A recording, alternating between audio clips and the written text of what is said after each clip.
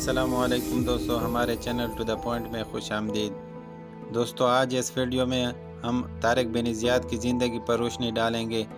دوستو آگے جانے سے پہلے اگر آپ نے ہمارے چینل ٹو دا پوائنٹ کو سبسکرائب نہیں کیا ہے تو پلیز سبسکرائب کر دیں اور ساتھ میں بیل آئیکن کی نوٹیفیکیشن کو آن کر دیں تاکہ ہماری ہر آنے والی نئی ویڈیو کی اپڈیٹ آپ تک سب سے پہلے پہنچتی رہیں۔ یہ 711 عیسوی کا واقعہ ہے جب اس نے افریقہ میں اپنے فتوحات کے جھنڈے گاڑنے کے بعد اسے ادنایا عبور کرنے کا فیصلہ کیا، جو افریقہ اور یورپ کو ایک دوسرے سے علیحدہ کرتی ہیں۔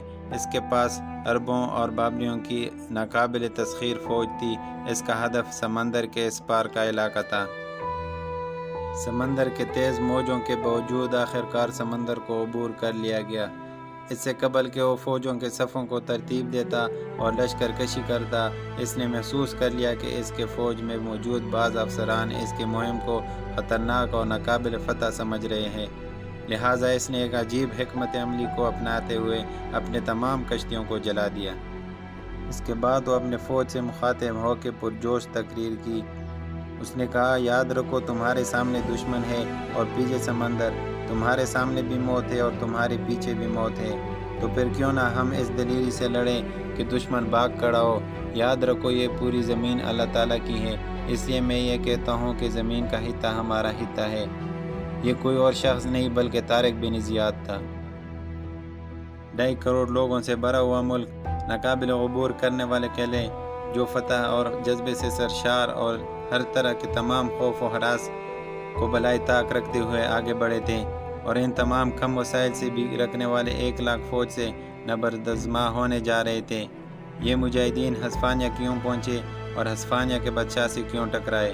تاریخ اس کی تفصیل کچھ یوں بیان کرتی ہے کہ جس زمانے میں شمالی افریقہ میں رواداری اور خوشحالی کا دور تھا، اس کا ہمسایہ جزیرہ نما ہسپانیہ گوتک بادشاہوں کے تشدد تلے دبا ہوا تھا، اور ان بادشاہوں کی حکومت میں ہسپانیہ کے لوگوں کے ساتھ ہر قسم کا ظلم ہوتا تھا۔ جس طرح امیروں سے ٹیکس نہیں لیا جاتا تھا، اس طرح گوتک بادشاہوں نے بھی سارا بوجھ نچلے طبقے پر ڈالا ہوا تھا۔ ہسپانیہ کے یہودی بھی ہسپانیہ کے بادشاہوں، جاگیرداروں اور پادریوں کے ہاتھوں بڑے سختیاں جھیل چکے تھے۔ انہوں نے تنگ آ کر بغاوت کی۔ اس کے ناکام ہونے کے بعد یہودیوں کو قتل کر دیا گیا، اور جو بچے ہوئے تھے ان کا مال و اسباب لوٹ کر انہیں غلام بنا لیا گیا۔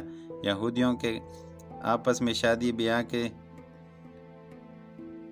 ضرورت نہیں کرنے دی۔ ہسپانیہ کے طول و عرض میں جن پادریوں کو اقتدار حاصل تھا، انہوں نے یہودیوں کے بت بنائے تھے۔ تباہال شہری، برباد شدہ غلام اور مظلوم یہودیوں سب کے سب کسی صحیح گھڑی کے انتظار میں تھے۔ اس انتظار سے انہیں غیر مقام سے امداد مل گئی۔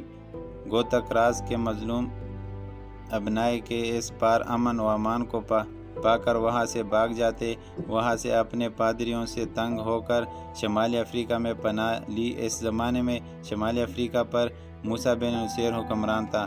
اس زمانے میں ہسپانیہ کے تحت پر لارڈ راک قابض تھا۔ لارڈ راک نے ہسپانیہ کے سابق حکمران کو قتل کر کے تحت حاصل کیا تھا۔ ہسپانیہ کے پناہ گزینوں نے مسلمانوں سے درخواست کی کہ وہ ہسپانیہ پر حملہ کر کے وہاں کی آبادی سے دکھ درد سے نجات دلائیں۔ درخواست کرنے والوں میں جولان بھی شامل تھا۔ جولان شہر ساتا کا حکمران تھا جو شمالی افریقہ کے ساحل پر موجود تھا اور ہسپانیہ حکومت کے ماتحت تھا۔ اس نے موسیٰ بن نصیر سے ہسپانیہ پر حملہ کی درخواست اس لیے کی کہ اس نے اپنی بیٹی وہاں بھیجی تھی تاکہ شاہی محلوں میں تعلیم و تربیت لے، لیکن یہاں بادشاہ لارڈ راک کی نظر اس پر پڑی اور اس کی زندگی داغدار بنا دیا۔ جولین کو جب اس بات کا پتہ چلا تو وہ غصے میں آپے سے باہر ہو گیا اور وہ خواہش کرنے لگا کہ سفتہ کے دروازے مسلمانوں کے لیے کھول دی گئیں، لیکن پہلے اس نے مسلمانوں سے وعدہ کر لیا اور پھر موسیٰ بن نصیر کو دعوت دی کہ ہسپانیہ پر فوج کشی کریں، اور فوج کی روانگی کے لیے جولین نے جہازوں کا انتظام بھی کر لیا اور یہ کہا کہ ضرورت کے وقت فوراً مہیا کیا جائے گا۔ ساتھ ہی ساتھ وہاں کے بادشاہ کے ظلم و ستم، غریبوں کے استحصال کا ذکر اور وہاں کے بادشاہ دابیوں دولت کی تعریف کر کے موسیٰ کو ترغیب دی اور یقین دلائے کہ تمہیں یہی کرنا پڑے گا کہ جاؤ اور وہاں قبضہ کر لو۔ موسیٰ بن نصیر نے اندلس کے اندرونی حالات اور ظالم بادشاہ کے ظلم کے واقعات سن کر خلیفہ وقت ولید بن عبد الملک کی اجازت سے 91 ہجری میں اپنے ایک سردار طریق بن مالک کو 500 مجاہدین کے ساتھ گاؤں جولین روانہ کیا۔ یہ لشکر اندلس کے جنوبی راستے کے کنارے بندرگاہ المعصرہ پر اترا۔ طریق بن مالک وہاں کے جزائر اور ساحلی سمندر کے کنارے علاقوں سے مال غنیمت حاصل کرتا ہوا واپس آیا۔ اس نے جرین کے بیان کی تصدیق کی اور بتایا کہ اندلس پر قابض ہونا کوئی مشکل کام نہیں۔ طریق بن مالک کی واپسی سے بعد میں موسیٰ بن نصیر نے اپنے آزاد کردہ غلام طارق بن زیاد کو اندلس روانہ کرنے کا فیصلہ کر لیا۔ موسیٰ نے اس عظیم اور بہادر سپہ سالار جو تونزا کا گورنر تھا 92 ہجری میں 7000 فوج جولین کے ہمراہ اندلس روانہ کیا۔ یہ لشکر جس میں اکثر عربی بابری مجاہد موجود تھے ساحل افریقہ سے روانہ کر دیے۔ اس کے مشرقی ساحل چٹان پر پہنچ گئے جس کو جبل طارق کہا جاتا ہے۔ اب یورپ کے لوگ اپنی تنگ رزی کی وجہ سے اسے جبل ٹرک کہتے ہیں۔ اس سے مقصود مسلمانوں کی تاریخ کو مسح کرنا ہے۔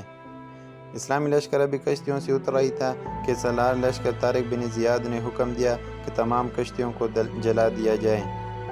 طارق کا یہ فرمان سن کر فوج کے اندر حیرانگی اور بے چینی دوڑ گئی۔ تمام لوگوں کے دلوں میں خوف و ہراس تھا۔ یہ سب متذبذب تھے کیونکہ اگر وہ ادھر جنگ ہار گئے ان کے واپسی کا کوئی راستہ نہیں تھا۔ بہرحال حکم کا تکمیل کی گئی اور کشتیاں جلا دی گئی۔ وہ اپنے سائے میں کشتیوں کو جلتا اور ڈوبتا ہوا اپنے سامنے دیکھ رہے تھے۔ طارق نے اس لیے کیا کہ مسلمان کے ذہن سے جانے کا تصور ہی نکل جائے، ان کے سامنے صرف میدان جنگ ہو اور وہ موت سے لاپرواہ ہو کر میدان میں اتر جائے۔ یقیناً طارق بن زیاد کے ان جرأتانہ فیصلے سے طارق بن زیاد کے بہادری کا اندازہ لگایا جا سکتا ہے۔ طارق بن زیاد دشمن سے لڑنا تو جانتا تھا لیکن میدان جنگ سے واپسی نہیں جانتا تھا۔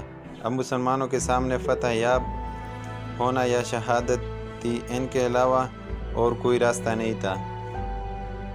لارڈ لا کو جب پیغام ملا کہ ہمارے ملک پر ایک ایسے قوم نے حملہ کیا کہ پتہ نہیں وہ کہاں سے آئے ہیں، زمین پاڑ کے نکلے ہیں یا آسمان سے اترے ہیں، لارڈ لا کو جب یہ پیغام ملا وہ شمالی اندلس کے شہر کے قصبے کے ایک بغاوت کو مرد کرنے میں مشغول تھا۔ یہ خبر ملتی ہی وہ الٹے پاؤں وہاں سے بھاگ کر کرتاوا پہنچا اور اطراف ملک سے فوج اکٹھا کرنا شروع کر دیے۔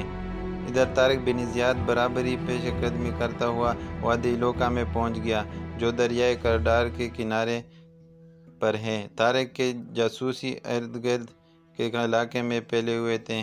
طارق بن زیاد کے رہبروں نے خبر پہنچائی کہ لارڈ رک اپنے سپاہیوں کے ساتھ میدان جنگ میں اتر آئے ہیں۔ یہ حال سن کر طارق بن زیاد نے اپنے سردار موسیٰ بن ناصر سے مدد طلب کی۔ چنانچہ موسیٰ نے 5000 مجاہدین اور بھیج دیے۔ اس طرح کل لشکر اسلامی کی تعداد 12000 ہو گیا۔ وادی علاقے میں دونوں افواج کا آمنا سامنا ہوا۔ طارق بن زیاد نے جنگ شروع کرنے سے پہلے اپنے مجاہدین سے پرجوش تقریر کی جس کا خلاصہ یہ تھا: اے مسلمانوں، میدان جنگ سے واپسی کی کوئی ضرورت نہیں۔ تمہارے آگے دشمن کے فوجیں ہیں اور پیچھے سمندر۔ تمہاری کامیابی جبے رہنے میں ہے۔ تعداد اور جنگ کے سامان سے اس جزیرے میں تمہاری کچھ حیثیت نہیں۔ اگر تم نے جرأت دکھائی تو تعداد کی قلت ہرگز تمہیں نقصان نہیں پہنچائے گی۔ آج دشمن کی فوج بزدلی، اختلاف اور غرور کی وجہ سے شکست کھائے گی، اگرچہ وہ تعداد اور وسائل میں تم سے زیادہ ہے۔ امیر المؤمنین نے تمہارے اوپر اعتماد کر کے اعلاء کلمت اللہ اور دین اسلام کے سربلندی کے لیے بھیجا ہے۔ تم ذلت پر کبھی راضی نہ ہونا۔ میدان جنگ میں میرا قدم تم سب سے آگے ہوگا۔ میں سردار لارڈ رک پر حملہ کروں گا، تم بھی میرے ساتھ اس پر ٹوٹ پڑنا۔ اگر میں شہید ہو جاؤں تو کسی اور کو اپنا سردار بنا کر فتح و نصرت کا سفر جاری رکھنا۔ لارڈ رک بڑی شان و شوکت سے میدان میں آیا۔ خوبصورت لباس اور سر پر ہیروں کا تاج سجا ہوا تھا۔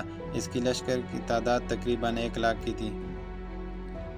دوسری طرف سفید امامے پہنے ہوئے ایمانی جذبے سے سرشار دین اسلام کے محافظ 12,000 فوج موجود تھی۔ ادھر اپنی طاقت پر غرور تھا، ادھر اللہ تعالیٰ کی مدد اور ایمانی قوت پر بھروسہ تھا۔ وہ اپنے وطن کے سرزمین کے لیے لڑ رہے تھے جہاں انہیں ہر قسم کی مدد مل سکتی تھی۔ یہ اپنے وطن سے دور سمندر پار بے یار و مددگار تھے، اور اسی طرح 8ویں روز بعد فتح حاصل کی اور قرطبہ کو فتح کیا۔ دوستوں، امید ہے ہماری ویڈیو پسند آئی ہوگی۔ اگر آپ کو ہماری ویڈیو پسند آئی ہوگی تو پلیز لائک کر دیں، ہمارے چینل ٹو دا پوائنٹ کو سبسکرائب کر دیں۔ اللہ حافظ۔